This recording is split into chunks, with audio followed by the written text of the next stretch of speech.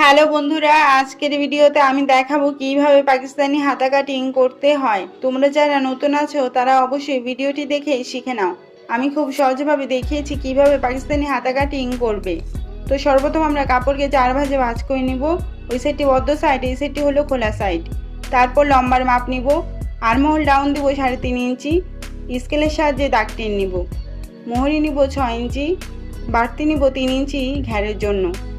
Armhole নিব 10 ইঞ্চি। স্কেলের সাহায্যে এখন আমি শেপ দিয়ে দিব। এখন আমি নিচ থেকে 7.5 ইঞ্চিতে একটি মার্ক করব। স্কেলের সাহায্যে দাগ টেনে নেব। শেপ কাট দিয়ে এখানেও শেপ দিয়ে দিব।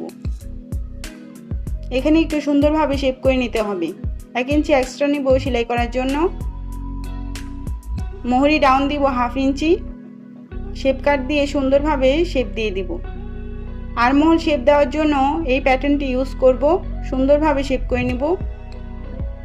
এখন আমি কাটিং করে নিব।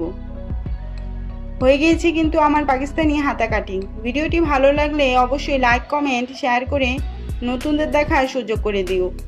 আরও নতুন নতুন ভিডিও দেখার জন্য অবশ্যই আমার সাথে যুক্ত হয়ে যেও। ধন্যবাদ সবাইকে।